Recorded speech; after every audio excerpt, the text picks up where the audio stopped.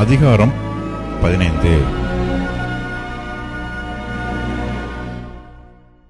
கர்த்தர் மோசேயை நோக்கி, நீ இஸ்ரவேல் புத்திரரோட சொல்ல வேண்டியது என்னவென்றால், நீங்கள் குடியிருக்கும்படி நான் உங்களுக்கு கொடுக்கும் தேசத்தில் நீங்கள் போய் சேர்ந்த பின்பு விசேஷித்த பொருத்தனையாயாவது உற்சாக பலியாயாவது உங்கள் பண்டிகைகளில் செலுத்தும் பலியாயாவது கர்த்தருக்கு மாடுகளிலாகிலும் ஆடுகளிலாகிலும் சர்வாங்க தகன பலியையாவது மற்ற யாதொரு பலியையாவது கர்த்தருக்கு சுகந்த வாசனையான தகனமாக பலியிடும்போது தன் படைப்பை கர்த்தருக்கு செலுத்துகிறவன் சர்வாங்க தகன பலிக்காகிலும் மற்ற பலிக்காகிலும் ஒரு ஆட்டுக்குட்டியுடனே ஒரு மரக்காலிலே 10 பங்கும் கார்ப்படி எண்ணெயிலே பிசைந்ததுமான மெல்லிய மாவின் போஜன பலியை செலுத்த கடவன்.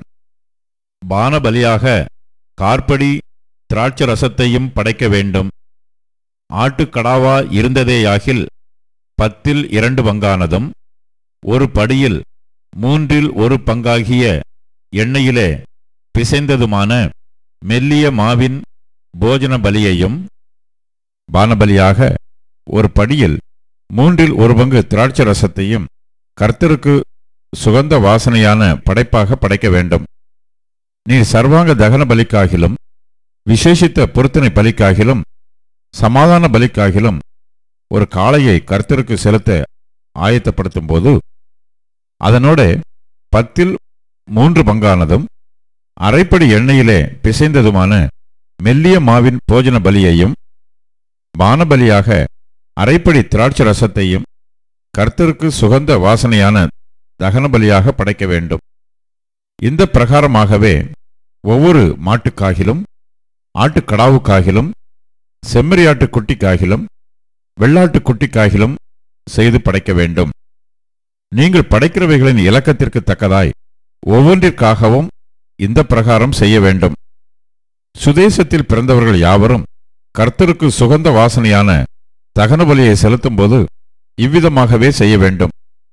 உங்களிடத்திலே தங்கியிருக்கிற அந்நியனாவது உங்கள் நடுவிலே உங்கள் தலைமுறை தோறும் குடியிருக்கிறவனாவது கர்த்தருக்கு சுகந்த வாசனையான தகனபலி செலுத்த வேண்டுமானால் நீங்கள் செய்கிறபடியே அவனும் செய்ய வேண்டும். சபையாராகிய உங்களுக்கும் உங்களிடத்தில் தங்குகிற அந்நியனுக்கும் ஒரே பிரமாணம் இருக்க வேண்டும் என்பது உங்கள் தலைமுறைகளில் நித்திய கட்டளையாய் இருக்க கடவது. கர்த்தருக்கு முன்பாக அந்நியனும் உங்களைப் போலவே இருக்க வேண்டும். உங்களுக்கும் உங்களிடத்தில் தங்குகிற அந்நியனுக்கும் ஒரே பிரமாணமும் ஒரே முறைமையும் இருக்க கடவது என்று சொல் என்றார். பின்னும் கர்த்தர் மோசேயை நோக்கி, நீ இஸ்ரவேல் புத்திரரோட சொல்ல வேண்டியது என்னவென்றால், நான் உங்களை அழைத்து கொண்டு போகிற தேசத்தில் நீங்கள் சேர்ந்து தேசத்தின் ஆகாரத்தை புசிக்கும் போது கர்த்தருக்கு ஏறெடுத்து படைக்கும் காணிக்கையை செலுத்த கடவீர்கள். உங்கள் பிசைந்த மாவினால் செய்த முதற்பலனாகிய அதிரசத்தை ஏறெடுத்து படைப்பீர்களாக. போரடிக்கிற களத்தின் படைப்பை ஏறெடுத்து படைக்கிறது போல அதையும் ஏறெடுத்து படைக்க வேண்டும். இப்படி உங்கள் தலைமுறைதோறும் உங்கள் பிசைந்த மாவின் முதற் பலனிலே கர்த்தருக்கு படைப்பை ஏறெடுத்து படைக்க கடவீர்கள். கர்த்தர் மோசேயினிடத்தில் சொன்ன இந்த கற்பனைகள் எல்லாவற்றின்படியும் கர்த்தர் மோசேயை கொண்டு கட்டளை கொடுத்த நாள் முதற்கொண்டு அவர் உங்களுக்கும் உங்கள் சந்ததிகளுக்கும் நியமித்த எல்லாவற்றின்படியையும் நீங்கள் செய்யாமல் அறியாமல் தவறி நடந்தாலும், சபையாருக்கு தெரியாமல் யாதொரு தப்பிதம் செய்தாலும், சபையார் எல்லாரும் கர்த்தருக்கு சுகந்த வாசனையான தகன பலியாக ஒரு காளையையும் முறைமைப்படி அதற்கேற்ற போஜன பலியையும் பான பலியையும் பாவ நிவாரண பலியாக ஒரு வெள்ளாட்டு கடாவையும் செலுத்த வேண்டும். அதனால் ஆசாரியன் இஸ்ரவேல் புத்திரரின் சபை அனத்திற்காகவும் பாவ நிவர்த்தி செய்ய கடவன். அது அறியாமையினால் செய்யப்பட்டபடியாலும் அது நிமித்தம் அவர்கள் கர்த்தருக்கு தகன பலியையும் பாவ நிவாரண பலியையும் கர்த்தருடைய சந்நிதியில் கொண்டு வந்ததினாலும் அது அவர்களுக்கு மன்னிக்கப்படும். அது அறியாமையினாலே ஜனங்கள் யாவருக்கும் வந்தபடியால் அது இஸ்ரவேல் புத்திரரின் சபை அனைத்திற்கும் அவர்களுக்குள்ளே தங்குகிற அந்நியனுக்கும் மன்னிக்கப்படும்.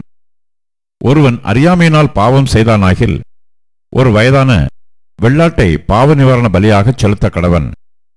அப்பொழுது அறியாமையினால் பாவம் செய்தவனுக்காக ஆசாரியன் பாவ நிவர்த்தி செய்யும்படி கர்த்தருடைய சந்நிதியில் பாவ நிவர்த்தி செய்ய கடவன். அப்பொழுது அவனுக்கு மன்னிக்கப்படும். இஸ்ரவேல் புத்திரராகிய உங்களில் பிறந்தவனுக்கும் உங்களுக்குள்ளே தங்கும் அந்நியனுக்கும் அறியாமையினால் பாவம் செய்தவன் நிமித்தம் ஒரே பிரமாணம் இருக்க வேண்டும். அன்றியும் தேசத்திலே பிறந்தவர்களாகிலும் அந்நியர்களாகிலும் எவனாவது துணிகரமாய் யாதொன்றை செய்தால் அவன் கர்த்தரை நிந்திக்கிறான். அந்த ஆத்துமா தன் ஜனத்தாரில் இராதபடிக்கு அறுப்புண்டு போக வேண்டும். அவன் கர்த்தரின் வார்த்தையை அசட்டை பண்ணி அவர் கற்பனையை மீறினபடியால் அந்த ஆத்துமா அறுப்புண்டு போக வேண்டும். அவன் அக்கிரமம் அவன் மேல் இருக்கும் என்று சொல் என்றார். இஸ்ரவேல் புத்திரர் வனாந்திரத்தில் இருக்கையில் ஓய்வு நாளில் விறகுகளை பொறுக்கிக் கொண்டிருந்த ஒரு மனிதனை கண்டுபிடித்தார்கள். விறகுகளை பொறுக்கின அந்த மனிதனை கண்டுபிடித்தவர்கள் அவனை மோசே, ஆரோன் என்பவர்களிடத்துக்கும் சபையார் அனைவரிடத்துக்கும் கொண்டு வந்தார்கள். அவனுக்கு செய்ய வேண்டியது என்னதென்று தீர்க்கமான உத்தரவு இல்லாதபடியினால் அவனை காவலில் வைத்தார்கள். கர்த்தர் மோசேயை நோக்கி, அந்த மனிதன் நிச்சயமாய் கொலை செய்யப்பட வேண்டும். சபையார் எல்லாரும் அவனை பாளையத்துக்கு புறம்பே கல்லெறிய கடவர்கள் என்றார்.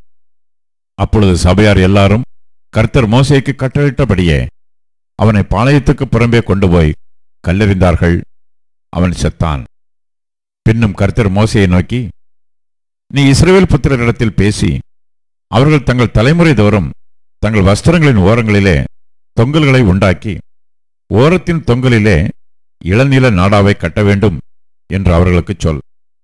நீங்கள் பின்பற்றி சோரம் போகிற உங்கள் இருதயத்துக்கும் உங்கள் கண்களுக்கும் ஏற்க நடவாமல் அதை பார்த்து கர்த்தரின் கற்பனைகளையெல்லாம் நினைத்து அவைகளின்படியே செய்யும்படிக்கு அது உங்களுக்கு தொங்கலாய் இருக்க வேண்டும்.